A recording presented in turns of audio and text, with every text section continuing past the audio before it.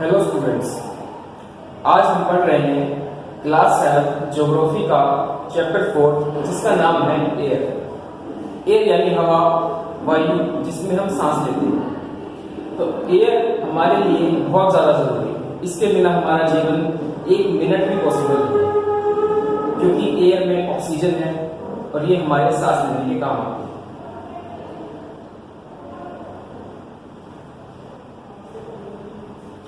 तो ये एयर है क्या?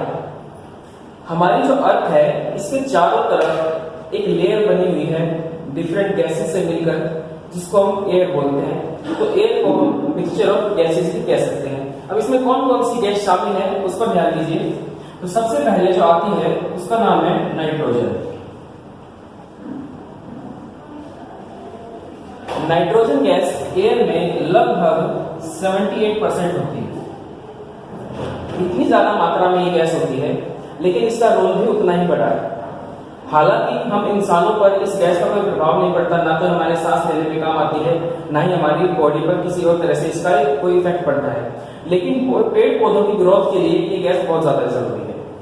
नाइट्रोजन से पेड़ पौधों की ऊंचाई बढ़ती है और वो लंबे होते हैं, वो ग्रोथ करते हैं। दूसरा, नाइट्रोजन की एक खास बात और है कि आग को फैलने से रोकती है। अगर हमारे एटमॉस्फेयर में, हमारे वायुमंडल में नाइट्रोजन गैस ना होती और कहीं एक छोटी सी माचिस की तीली भी जलती तो पूरी दुनिया में उसी समय आग लग जाती। तो नाइट्रोजन बहुत ही जरूरी गैस है। तो नंबर 2 पर आती है ऑक्सीजन।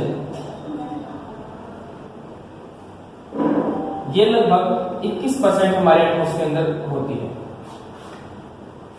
अब ऑक्सीजन के बारे में तो हमें पता ही है कि सांस लेने के लिए हमारे लिए कितनी जरूरी है। हम ऑक्सीजन में सांस लेते हैं, इसी के साथ हमारा जीवन चलता है। साथ ही साथ हमें आग की भी जरूरत पड़ती है खाना बनाने के लिए, व्हीकल चलाने के लिए, एनर्जी लेने के लिए। उस आग को जलाने के लिए भी ऑक्सीजन जरूरी है। तो ऑक्सीजन हमारी वायुमंडल में दूसरे नंबर पर आती है और ये बहुत ज्यादा जरूरी गैस है। इसके बाद आती है कार्बन डाइऑक्साइड।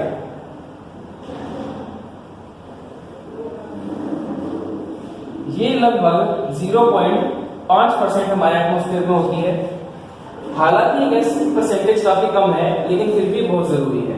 पेड़ पौधे अपना खाना इस कार्बन डाइऑक्साइड की मदद से ही बनाते हैं। फोटोसिंथेसिस के बारे में आप सभी जानते हैं। बिना कार्बन डाइऑक्साइड के फोटोसिंथेसिस नहीं हो सकता। इसके अलावा जो हमारे वायुमंडल में गर्मी है, हीट हमको मिल रही है सूरज की, वो भी कार्बन डाइऑक्साइड की मदद से ही मिलती है। इसके अलावा और भी बहुत सारी गैसें होती हैं जो बहुत थोड़े अमाउंट में है, जैसे कि आर्गन, हीलियम। इसके अलावा वाटर वेपर्स और कुछ मात्रा में डस्ट भी हमारे एटमॉस्फेयर का ही पार्ट है। तो ये सभी मिलकर और थोड़ी बहुत मात्रा में 0.001% ऐसी मात्रा में कुछ और गैसेस भी होती हैं जो हमारे एयर को बनाती हैं, वायु को बनाती हैं। अब ये सारी मिलकर वायु बनाती हैं और वायु से बनता है वायुमंडल, यानी हमारा एटमॉस्फेयर। ये एटमॉस्फेयर अर्थ से लगभग 400 से 450 किलोमीटर की ऊंचाई तक होता है और इस एटमॉस्फेयर की डिफरेंट लेयर्स होती हैं। सबसे पहली लेयर हमारी होती है, वो उसका नाम है ट्रोपोस्फियर।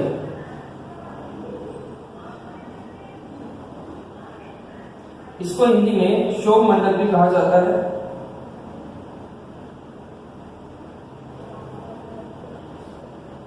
इसकी हाइट लगभग 10 किलोमीटर तक की होती है, यानी कि जमीन से 10 किलोमीटर की ऊंचाई तक ये लेयर होती है। इसके अलावा इस लेयर में ऑक्सीजन काफी ज्यादा होती है और इसी के अंदर हम सांस ले पाते हैं। हमारे लगभग सभी पहाड़ इसी के अंदर है और इसके अंदर क्लाउड्स भी आते हैं। तो ये लेयर वो है जिसके अंदर हम जीवित रहते हैं। इसके बाद दूसरी लेयर आती है जिसका नाम है स्ट्रेटोस्फीयर।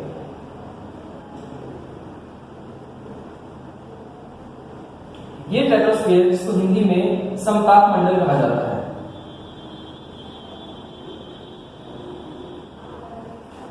अब इसकी हाइट इस 10 किलोमीटर से 30 किलोमीटर ज्यादा होती है, लगभग 40 किलोमीटर ये अर्थ से ऊपर होता है और इसके अंदर क्लाउड्स नहीं होते।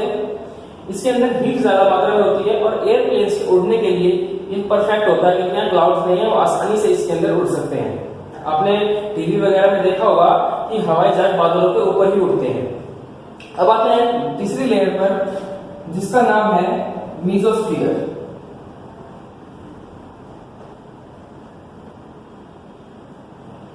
ये जो मीजोस्फीयर है, इसकी हाइट 80 किलोमीटर तक होती है। इस मीजोस्फीयर में बहुत सारी डिफरेंट गैसेस होती हैं जो हमारे इंसानों के काम की नहीं होती। इसकी भी जो टेम्परेचर है काफी होता है। इस मीजोस्फीयर का काम क्या है? जो आपने देखा होगा आसमान से कई बार कोई उल्का पिंड या मीटरॉइड जिसको हम बोलते हैं वो आ जाते हैं। ये मीजोस्फीयर उनको लगभग 90 से 95% मीटरॉइड्स को अपने अंदर ही खत्म कर देता है, अर्थ की सरफेस पर पहुंचने नहीं देता। तो बहुत बड़े मीटरॉइड्स होते हैं वही अर्थ की सरफेस तक पहुंच पाते हैं, और वो भी काफी छोटे हो जाते हैं जब पहुंचते हैं। तो मीजोस्फीयर उनसे हमारी रक्षा करता है। हमारा अगला है जिसका नाम होता है थर्मोस्फीयर।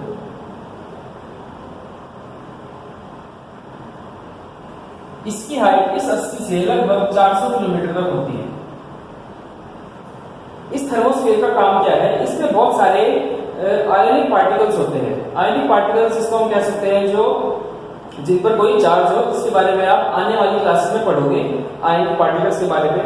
फिलहाल आप ये समझ सकते हो कि हम जैसे कि जो भी रेडियो वेव्स जिससे हमारे मोबाइल चलते हैं, टीवी चलता है, इंटरनेट चलता है, रेडियो चलता है, वो सभी वेव्स इस थर्मोस्फीयर के अंदर मिलती हैं। अगर ये ना होता तो हम इन सब चीजों का इस्तेमाल नहीं कर पाते।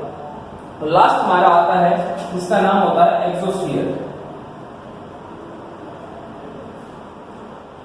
एक्सोस्फीयर यानी बाह्यमंडल जिसको हिंदी में बोला जाता है, ये बाउंड्री है स्पेस और अर्थ की एटमॉस्फेयर के बीच में। कहीं इसकी हाइट ज्यादा है, कहीं कम है। तो ये जो स्फीयर है, यहाँ पर गैस ना के बराबर होती है, और होती भी है तो बहुत हल्की गैसेज होती हैं, और ये उस लेयर का काम करता है जो बिल्कुल डिफरेंट शेड कर देती है स्पेस को और हमारे एटमॉस्फेयर को। तो ये हमारे एयर का, एटमॉस्फेयर का लेयर्स होती हैं जिसमें अलग अलग तरीके से हमारे काम होते हैं। अब ये एयर यानी ये एटमॉस्फेयर हमारे डेली लाइफ पर कैसे इफेक्ट डालता है? तो ये एयर या एटमॉस्फेयर जिसको हम कहें, तो हमारी डेली लाइफ में हमारे मौसम को और हमारी जलवायु पे गहरा इफेक्ट डालता है। इसी की वजह से हमारे मौसम और जलवायु होते हैं। अब ये मौसम और जलवायु को कैसे इफेक्ट करता है वो आप ध्यान से देखो। तो आप लोगों ने साइंस में पढ़ा होगा एलिमेंट्स ऑफ वेदर के बारे में। वो एलिमेंट्स ऑफ वेदर इसी एयर से बनते हैं। तो सबसे पहला है टेम्परेचर।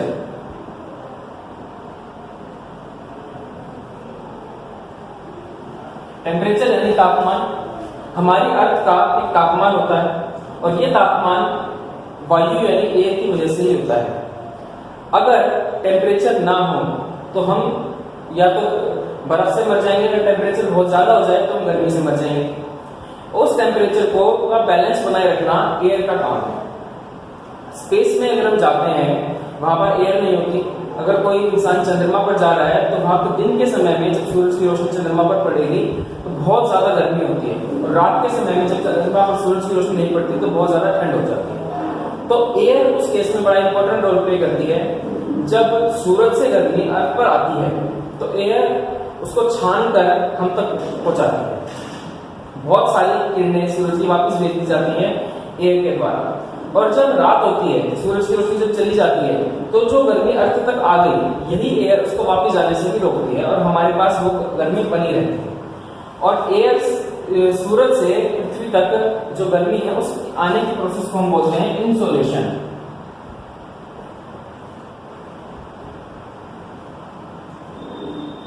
तो इस तरह एयर टेम्परेचर का बैलेंस बनाए रखने में काफी इंपॉर्टेंट होती है। इसके बाद अगला आता है हमारा एयर प्रेशर। एयर प्रेशर होता क्या है? जो हमारे चारों तरफ एयर है उसको अर्थ अपनी तरफ खींचती है। अर्थ जब से अपनी तरफ खींचती है तो वो अर्थ को दबाती है। एयर जैसे बलून है, बलून को हम दबाएं तो उसका कोई प्रेशर लगता है, उसी तरह एयर का भी एक प्रेशर लगता है। वो एयर प्रेशर हमारे लिए बहुत ज्यादा जरूरी है। ये एयर प्रेशर हमारे क्लाउड्स को बांधे रखता है। अगर ये ना हो तो कभी बारिश नहीं हो सकती।